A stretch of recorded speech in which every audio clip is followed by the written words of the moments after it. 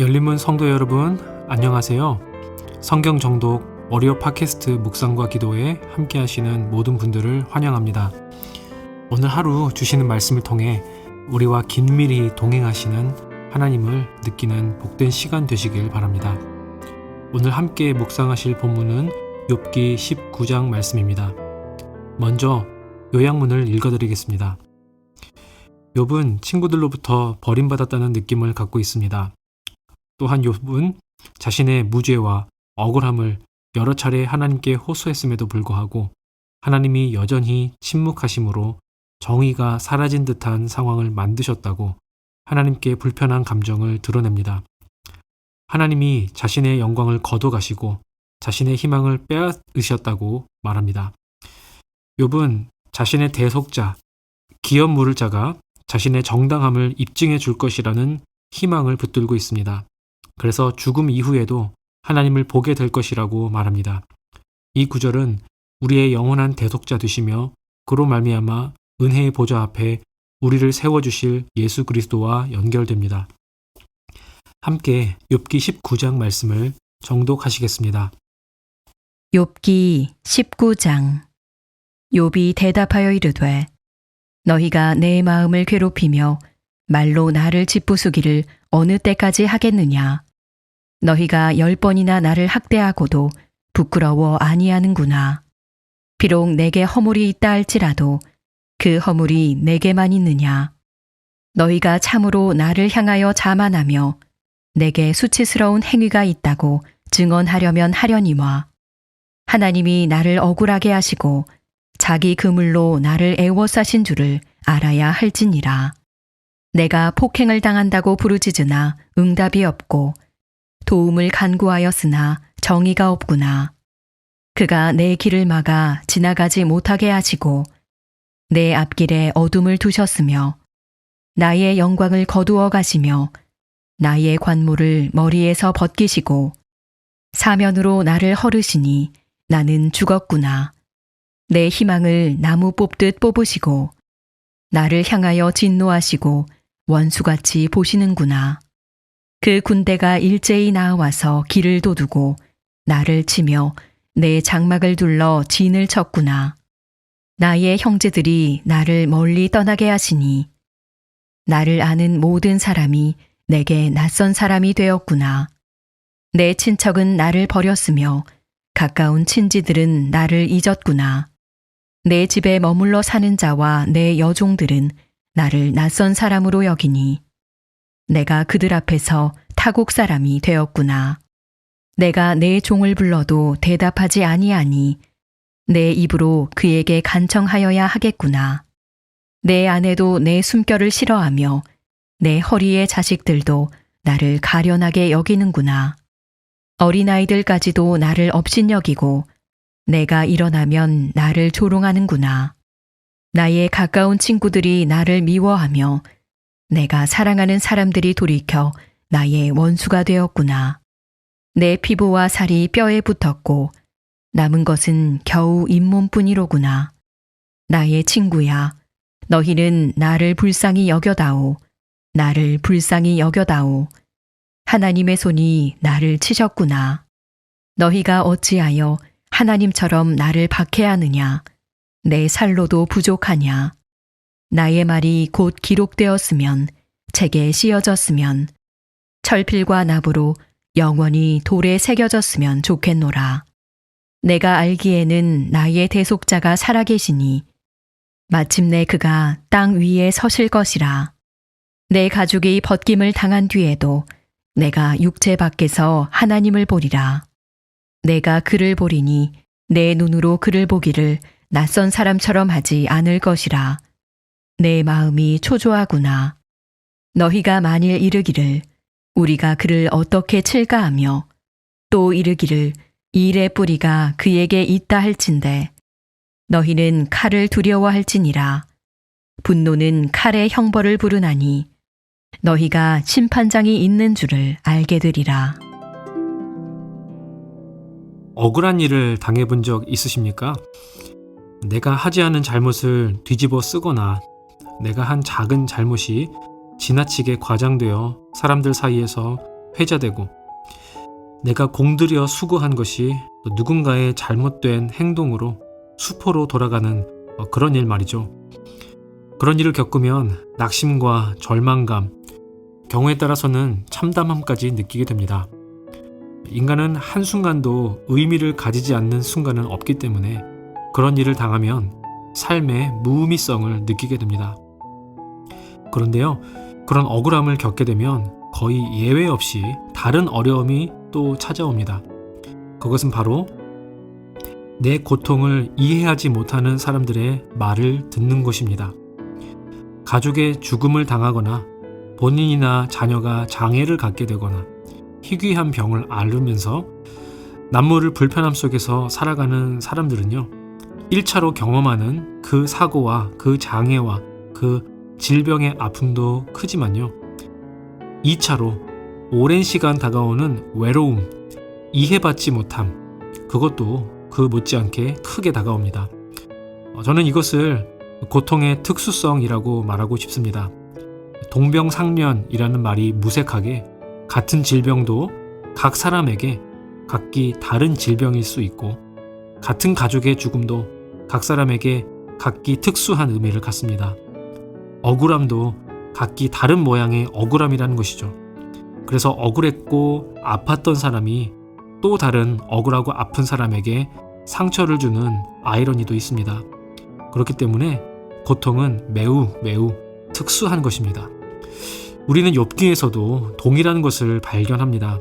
보통 우리는 지혜문학의 보편적인 가르침을 배우고자 욥기를 펼쳐서 읽고 있지만 욥의 말을 통해 가장 직접적으로 깨달을 수 있는 것은 고통이 얼마나 특수한가에 대한 것입니다.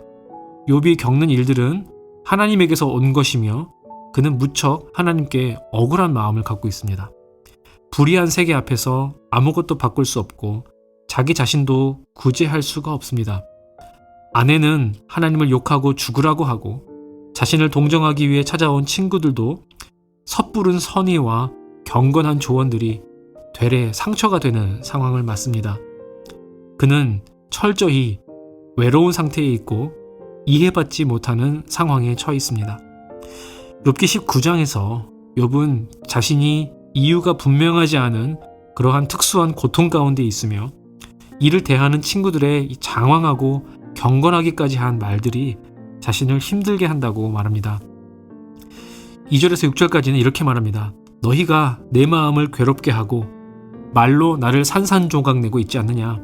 그렇게 계속해서 나를 모욕하고 학대하고도 너희는 부끄럽지도 않느냐. 너희가 나를 비난하겠다면 내가 어찌 그걸 막을 수 있겠느냐.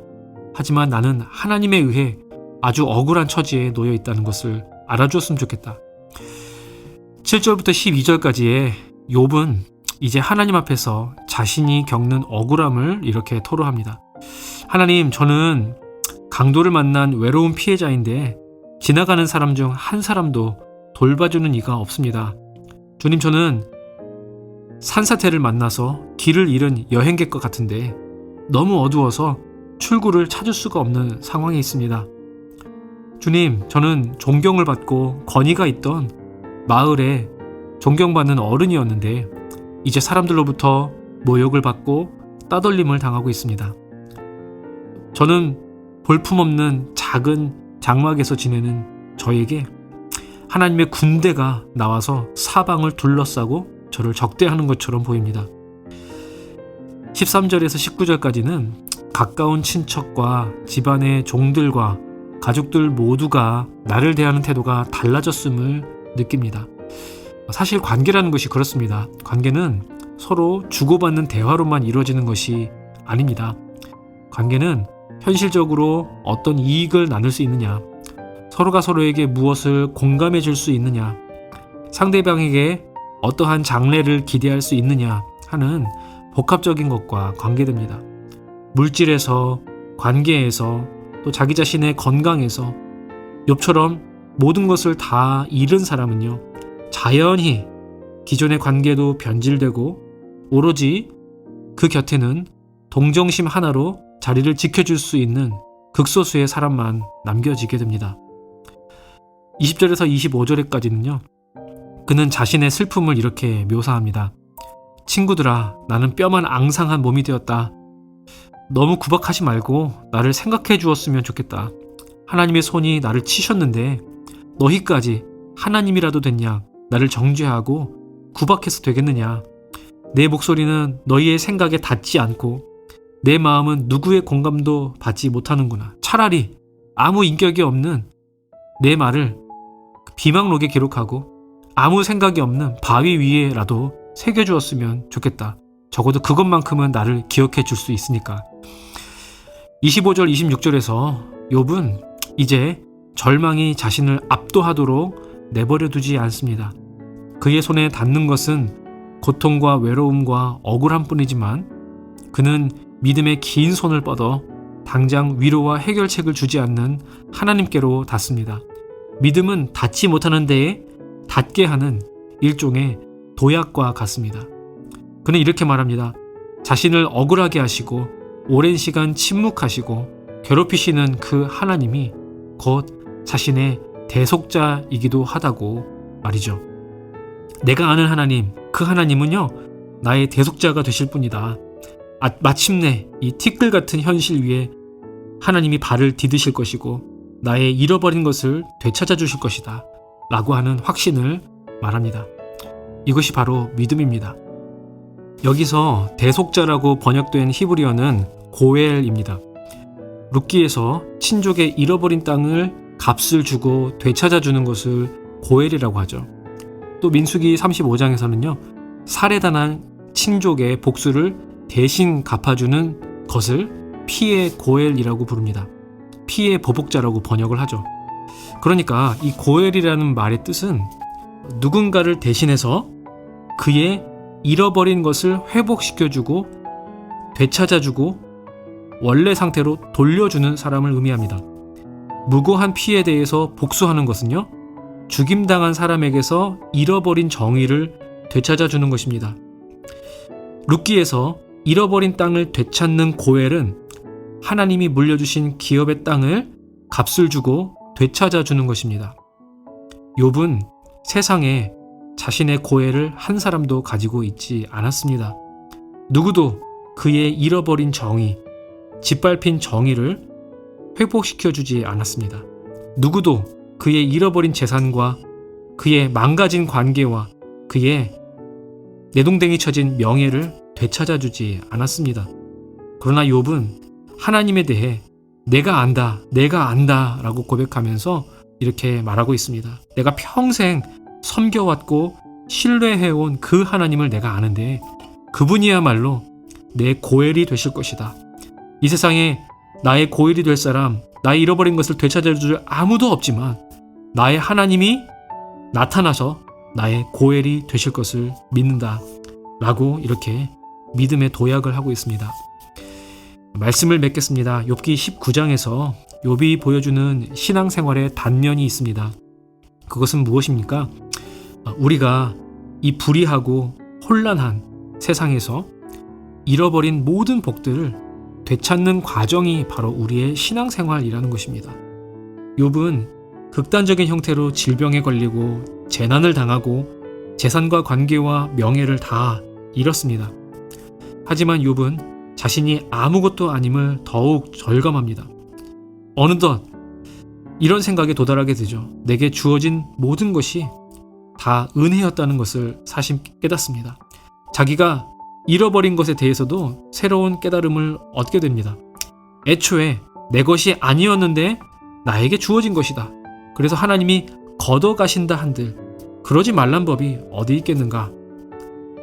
빈손으로 와서 빈손으로 가는 인생, 그것이 바로 티끌과 같은 나의 인생의 운명일진데 내가 잃었다고 해서 너무 슬퍼할 것도 아니고 얻었다고 해서 마치 내 것처럼 착각할 일도 아니다 라고 생각하는 것입니다. 그래서 그는 자신에게 밀착된 손에 움켜진 행복에 대한 모든 환상을 놓아버릴 수 있게 됩니다. 그리고 믿음의 손을 뻗어서 하늘에 계신 자신의 유일한 고엘을 찾습니다. 그리고 그 하나님을 기다리겠다고 결심합니다.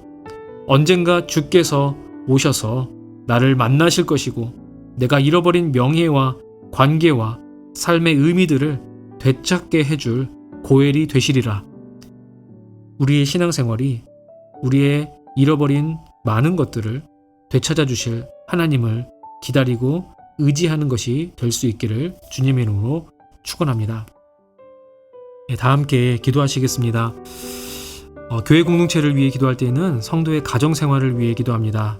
성도의 가정이 기도와 말씀 안에서 영적으로 성장하고 모든 가정 구성원들이 하나님과의 관계를 깊이 있게 세워나가도록 성령의 역사를 부어주소서. 여러 국가들을 위해 기도할 때는 교육을 위하여 기도합니다. 학생들이 지식뿐만 아니라 인격적으로도 성장하며 서로 존중하고 배려하는 마음을 가지고 학교 생활을 할 수 있도록 그들의 마음을 인도해 주소서. 하나님 나라를 위해 기도할 때는 유국에서 사역하시는 이향미 선교사님 위해 기도합니다. 한방 클리닉을 통해 은혜롭게 치료하시는 하나님께서 선교사의 사역과 직장 일을 잘 병행하도록 도와주시고 계속해서 주님께 더 가까이 나아가 천국에서 살기에 합당한 삶이 되게 하시며 선교사의 질병을 고쳐 주옵소서. 함께 기도하시겠습니다.